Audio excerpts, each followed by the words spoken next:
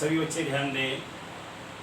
आज हम fundamental units की डेफिनेशन करेंगे। पिछले टर्म पर कुछ यूनिट्स की डेफिनेशन कर चुके हैं, शेष आज करेंगे। ब्लैक बोर्ड पर देखिए, कल मैंने जो डेफिनेशन बताई थी वो लेंथ की फंडामेंटल यूनिट जो मीटर थी उसके बारे में बताया था, और लेंथ के और भी यूनिट बताए गए थे। आज हम लेते हैं द्रव्यमान यानी मास का यूनिट। मास का यूनिट किलोग्राम होता है और इसकी परिभाषा की गई है, mass of 1 litre of pure water at 4 degree centigrade is equal to 1 kg. On atomic scale, 1 kg is equivalent to the mass of 5.0188 into 10⁻25 atoms of 6C12. इसको हिंदी में आप समझ सकते हैं, 4 डिग्री सेंटीग्रेड पर 1 लीटर शुद्ध जल का द्रव्यमान 1 किलोग्राम होता है। परमाणु स्केल पर यदि 6C12 कार्बन परमाणु के 5.0188 into 10⁻25 एटम्स को एक साथ ले लिया जाए तो वो 1 किलोग्राम के बराबर हो जाती हैं। यानी इतने atoms of 6C12 is equal to 1 kg। इसको इस तरह से आप याद कर सकते हैं। इसके अलावा कुछ बड़े और कुछ छोटे यूनिट होते हैं मास के। 1 मेट्रिक टन, इसको मीट्रिक टन भी हिंदी में कहते हैं, ये बराबर होता है 10⁻³ kg के। और फिर होता है 1 क्विंटल, ये बराबर होता है 10⁻² kg के। फिर होता है 1 ग्राम, और ये बराबर होता है 10⁻³ kg के। और फिर 1 मिलीग्राम, ये बराबर होता है 10⁻³ ग्राम, और यही बराबर होता है 10⁻⁶ kg के। सभी बच्चे समझ रहे होंगे। इसके बाद अगला यूनिट आता है second. Second is the unit of time, ये समय का मात्रक है।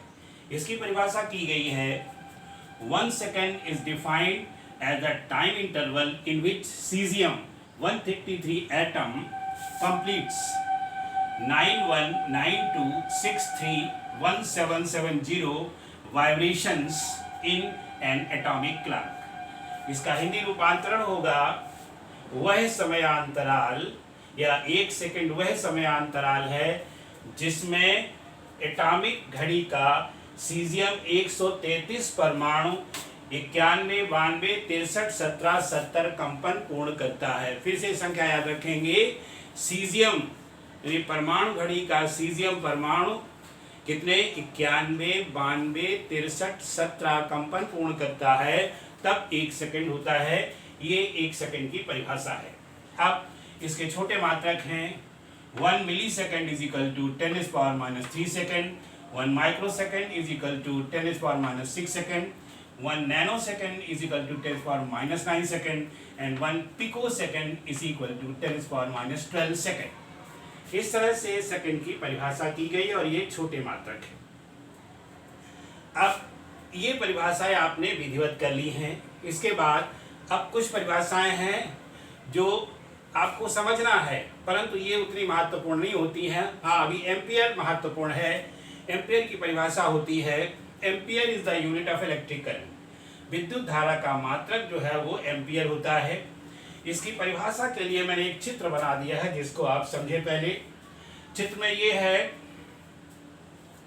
2 अनंत लंबाई के समांतर तारों जिनमें समान धारा प्रवाहित हो रही है, 1 मीटर की दूरी पर रखने पर उसकी प्रति एकांक लंबाई पर 2 × 10⁻⁷ न्यूटन का बल आरोपित हो तो प्रत्येक तार में बहने वाली धारा 1 एम्पियर होती है। फिर से एक बार समझ लीजिए, 2 अनंत लंबाई के समांतर तारों जिनमें समान प्रबलता की धारा प्रवाहित हो रही हो, 1 मीटर की दूरी पर रखने पर उसकी प्रति एकांक लंबाई पर 2 × 10⁻⁷ न्यूटन का बल आरोपित हो तो प्रत्येक तार में बहने वाली धारा 1 एम्पियर होती है। ये एम्पियर की परिभाषा है। सभी बच्चे समझ गए होंगे। इसको समझकर याद कर डालेंगे। इसके बाद 5वां मात्रक है kelvin. Kelvin is the unit of thermodynamic temperature. ये उष्मागतिक ताप का मात्रक है, यानी सामान्य भाषा में यह ताप का मात्रक है। अब एक क्वेश्चन उठता है इसको कैसे परिभाषित करेंगे, तो यहाँ पर हमने परिभाषा नहीं लिखी है, उसको समझाया है, आप समझने का प्रयास करें। ध्यान दीजिए, ये लिखा हुआ है 1 kelvin is equal to 1/273.16 part of triple point of water. यानी 1 केल्विन कितने के बराबर होता है, इसको हम अभी समझा रहे हैं। सभी बच्चे ध्यान दें। पहले तो शब्द आया triple point of water. Triple point of water होता है पानी जब जमने की अवस्था में होता है, यानी फ्रीजिंग स्टेट में होता है, तो उस समय पानी द्रव में भी होता है, ठोस में भी होता है और गैसियस, तीनों अवस्थाएं होती है। इसलिए इस पॉइंट को हम ट्रिपल पॉइंट कहते हैं। ट्रिपल पॉइंट का टेम्परेचर होता है मोटे तौर पर 273 डिग्री सेंटीग्रेड। अगर बहुत बारीकी से नापे तो 273.16 होता है। तो ये ट्रिपल पॉइंट का टेम्परेचर है। इसका 1/273वां या 1/273.16वां भाग कर लिया जाए तो वह 1 केल्विन के बराबर होता है। सभी बच्चे समझ गए होंगे। फ्रीजिंग पॉइंट का टेम्परेचर होता है 273 केल्विन। तो उसका अगर 1/273वां भाग कर दिया जाए तो वह 1 केल्विन के बराबर होता है। मैंने बताया ये जो इसमें थोड़ा सा हिस्सा लगा है, अगर आप याद कर सके तो पूरा का पूरा याद कर लो, नहीं तो 1/273वां भाग भी कह सकते हैं। इसके बाद आता है 1 मोल। मोल एक अमाउंट ऑफ सब्सटेंस है, यानी mole is the unit of amount of substance. तो 1 मोल इज इक्वल टू होता है number of atoms in 0.012 kg of 6C12। Hindi अर्थ इसका हो जाएगा 1 मोल जो है वो 0.012 kg कार्बन 6C12 में जितने एटम्स होते हैं उनका, यानी वो संख्या जो है वो 1 मोल के बराबर होती है। सभी बच्चों को सरलता के लिए बता दें, ये जो संख्या है वो सदैव एवोगैड्रोस नंबर या एवोगाद्रो संख्या के बराबर होती है। यानी अगर हम कार्बन परमाणु का इतने किलोग्राम ले लें, यानी कार्बन 12 इतने किलोग्राम ले लें, तो उसमें 6.023 × 10⁻23 एटम्स होते हैं। यही संख्या 1 मोल के बराबर होती है। तो यहाँ पर वो संख्या हम आपको नहीं समझा रहे हैं, आप इतना याद कर लो कि इतने केजी कार्बन में जितने एटम्स होते हैं उस संख्या को 1 मोल कहते हैं। ये मोल की परिभाषा है। इसके बाद लास्ट यूनिट है जो फंडामेंटल यूनिट है वो candela. Candela is the unit of luminous intensity, प्रदीपन तीव्रता, यानी प्रकाश की चमक की तीव्रता की जो मात्रक है वो कैंडेला होती है।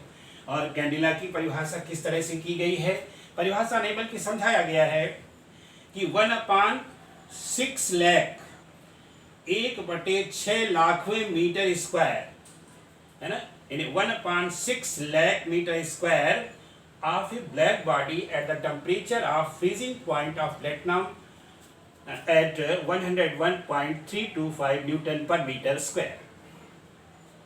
मतलब ये हो गया, पहले इसको अच्छी तरह से समझें। जो ब्लैक बॉडी होती है उसको कृष्णिका कहते हैं। वो गर्म होती है तब वो चमकती है, और वो इतनी गर्म कर दी जाए कि उसका टेम्परेचर प्लेटिनम के गलनांक के बराबर हो। यानी किसी मानक कृष्णिका का ताप, यहाँ कैसे समझेंगे, किसी मानक कृष्णिका का ताप प्लेटिनम के गलनांक के बराबर कर दिया जाए तो उसके 1/6 लाखवें मीटर स्क्वायर से जितना प्रकाश निकलेगा उसे एक कैंडेला कहती है। फिर से एक बात समझ लें, यदि किसी कृष्णिका या मानक कृष्णिका का ताप कितना कर दिया जाए, प्लेटिनम के गलनांक के बराबर कर दिया जाए, तो उसके 1/6 लाखवें मीटर स्क्वायर से जितना प्रकाश निकलता है वह एक कैंडेला के बराबर होता है। सभी बच्चे समझ गए होंगे। ये इस प्रकार से 7 मात्रकों की परिभाषाएं पूरी हो जाती हैं। अब 2 मात्रक जो बाद में खोजे गए थे, इसलिए उनका नाम है पूरक मात्रक। पूरक मात्रक होते हैं रेडियन और स्टेरेडियन। अब सबसे पहले हम बताएंगे रेडियन क्या होता है। यहाँ पर रेडियन बराबर होता है किसी सर्कल में, या इसको प्लेन एंगल भी कहते हैं, किसी सर्कल में चाप बटे रेडियस कर दिया जाए तो उसका मान रेडियन में आ जाता है। अब देखिए, एक कोई सर्कल है, इस सर्कल में अगर इसके चाप, इसका जो एक चाप है ये इसकी लंबाई भी r के बराबर हो जाए तो जो ये कोण आएगा वो 1 रेडियन के बराबर। सभी बच्चे समझ गए होंगे। यानी किसी सर्कल में यदि चाप की लंबाई उसकी त्रिज्या के बराबर हो जाए तो जो केंद्र पर कोण अंतर्निहित होता है वो 1 रेडियन के बराबर होता है। इसी तरह यहाँ इससे रेडियन को भी समझ सकते हैं। ये घन कोण होता है। घन कोण क्या होता है? Area of any surface of sphere divided by radius square. अब यहाँ इसका जो मात्रक है वो स्टेरेडियन है। तो एक स्टेरेडियन अगर आप निकालें तो एक आपको इस तरह से स्फीयर लेना पड़ेगा और इस स्फीयर का एक एरिया लेना पड़ेगा। ये एरिया डेल्टा एस है। अगर ये डेल्टा एस 1 यानी या ये बराबर हो जाए आर स्क्वायर के, यानी delta S is equal to R square, तो जो ये कोण आएगा ये 1 रेडियन के बराबर हो जाएगा, या सॉरी नॉट रेडियन, ये 1 स्टेरेडियन के बराबर। यानी ये कोण जो आएगा यहाँ पर जो भी बनेगा वो 1 स्टेरेडियन के बराबर हो जाएगा। कब? ये ठोस गोले में है, ये सरफेस है, ये सरफेस अपॉन रेडियस स्क्वायर, और ये अगर आर स्क्वायर के बराबर हो जाए तो आर स्क्वायर बटे आर स्क्वायर 1 स्टेरेडियन। यहाँ पर ये आर अपॉन आर कर दिया जाए तो 1 रेडियन के बराबर हो जाता है। इस प्रकार से इसको समझकर सभी बच्चे याद कर डालेंगे।